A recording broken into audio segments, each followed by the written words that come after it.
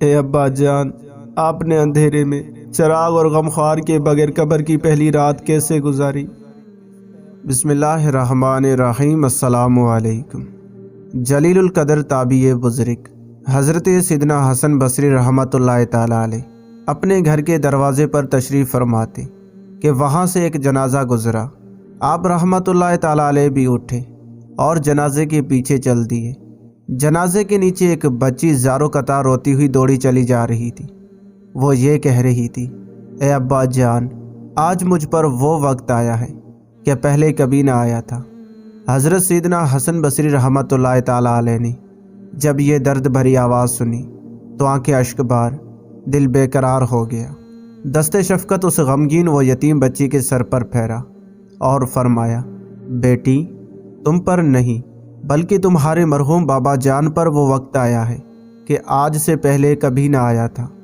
دوسرے دن آپ رحمۃ اللہ تعالی علیہ نے اسی بچی کو دیکھا کہ آنسو بہاتی قبرستان کی طرف جا رہی ہے۔ حضرت سیدنا حسن بصری رحمۃ اللہ تعالی علیہ بھی حصول عبرت کے لیے اس کے پیچھے پیچھے چل دیے۔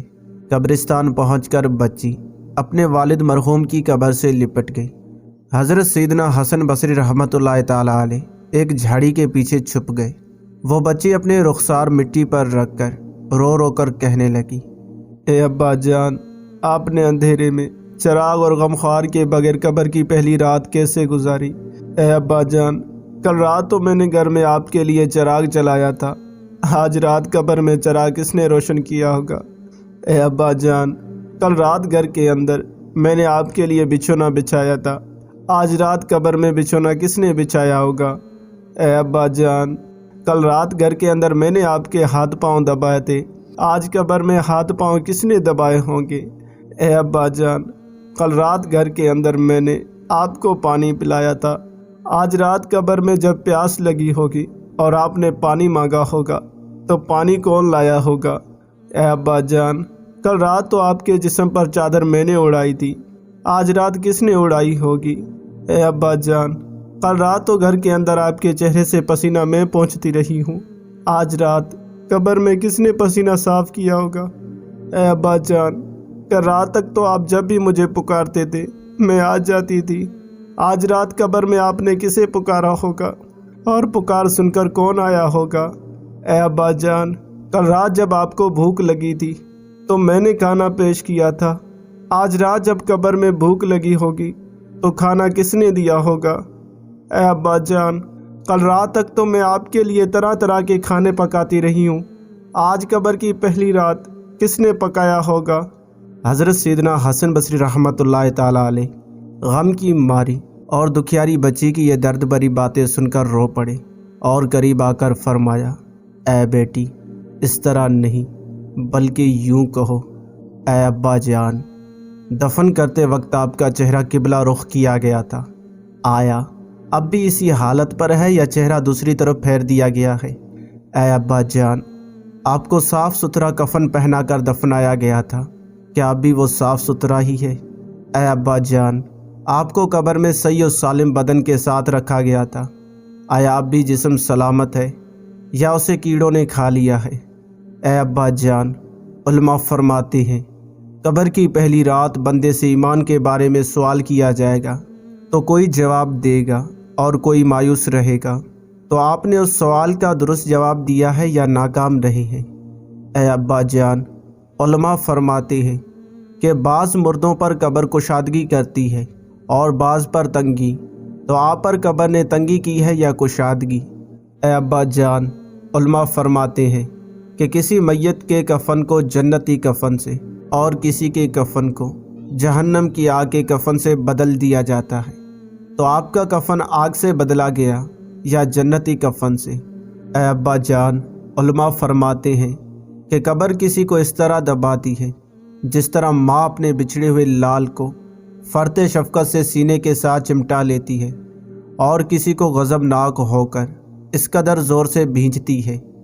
کہ اس کی پسلیاں ٹوٹ پھوٹ کر ایک دوسرے میں پیوست ہو جاتی ہیں، تو قبر نے آپ کو ماں کی طرح نرمی سے دبایا یا پسلیاں توڑ پھوڑ ڈالی ہیں؟ اے ابا جان، علماء فرماتے ہیں کہ مردے کو جب قبر میں اتارا جاتا ہے تو وہ دونوں صورتوں میں پچھتاتا ہے، اگر وہ نیک بندہ ہے تو اس بات پر پچھتاتا ہے کہ اس نے نیکیاں زیادہ کیوں نہ کی، اور اگر گناہ گار ہے تو اس پر کہ گناہ کیوں کیے۔ اے ابا جان، آپ نیکیوں کی کمی پر پچھتائے یا گناہوں پر؟ اے ابا جان، کل جب میں آپ کو پکارتی تھی تو مجھے جواب دیتے تھے۔ آج میں کتنی بدنصیب ہوں کہ قبر کے سرہانے کھڑی ہو کر پکار رہی ہوں، مگر مجھے آپ کے جواب کی آواز سنائی نہیں دیتی۔ اے ابا جان، آپ تو مجھ سے ایسے جدا ہوئے کہ قیامت تک دوبارہ نہیں مل سکتے۔ اے خدائے رحمان عز و جل، قیامت کے میدان میں مجھے اپنے بابا جان کی ملاقات سے محروم نہ کرنا۔ حضرت سیدنا حسن بصری رحمۃ اللہ تعالیٰ علیہ کی یہ باتیں سن کر وہ بچی عرض گزار ہوئی، اے میرے سردار، آپ کی نصیحت آموز کلمات نے مجھے خواب غفلت سے بیدار کر دیا ہے۔ اس کے بعد وہ روتی ہوئی حضرت سیدنا حسن بصری رحمۃ اللہ تعالیٰ علیہ کے ساتھ واپس لوٹ آئی۔ دوستو، کبھی نہ کبھی تو قبرستان میں جانے کا آپ سبھی کو اتفاق ہوا ہوگا۔ کیا کبھی غور کیا کہ قبرستان کی سوگوار فضائیں، غمناک ہوائیں زبان حال سے اعلان کر رہی ہے، اے دنیاوی زندگی پر مطمئن رہنے والوں، تم سبھی کو ایک نہ ایک دن یہاں ویرانے میں قبر کے گہرے گڑھے کے اندر آ پڑنا ہے۔ یاد رکھیے، یہ قبریں جو اوپر سے ایک جیسی دکھائی دیتی ہے،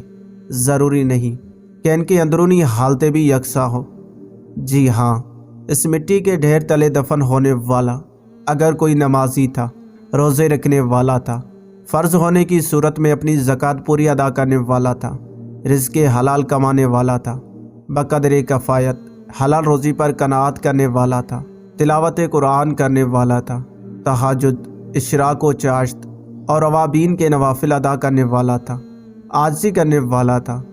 حسن اخلاق کا پیکر تھا، شریعت کے مطابق ایک مٹھی تک داڑھی بڑھانے والا تھا، پیارے حضور صلی اللہ علیہ وسلم کی سنتوں پر عمل کرنے والا تھا، ماں باپ کی فرما برداری کرنے والا تھا، بندوں کے حقوق ادا کرنے والا تھا، اللہ عز و جل اور اس کے پیارے محبوب صلی اللہ علیہ وسلم کا چاہنے والا تھا، تو اس کی قبر جو اوپر سے مٹی کی چھوٹی سی ڈھیری نما دکھائی دے رہی ہے، ہو سکتا ہے کہ اللہ و رسول عز و جل و صلی اللہ علیہ وسلم کے فضل و کرم سے اس کا اندرونی حصہ تا حد نگاہ وسیع ہو چکا ہو، قبر میں جنت کی کھڑکی کھلی ہوئی ہو اور اس مٹی کے ظاہری ڈھیر تلے جنت کا حسین باغ موجود ہو۔ دوسری طرف اسی مٹی کے ڈھیر تلے دفن ہونے والا اگر بے نمازی تھا، رمضان المبارک کے روزے جان بوجھ کر برباد کرنے والا تھا، فرض ہونے کے باوجود زکوٰۃ کی ادائیگی میں بخل کرنے والا تھا، حرام روزی کمانے والا تھا، سود و رشوت کا لین دین کرنے والا تھا،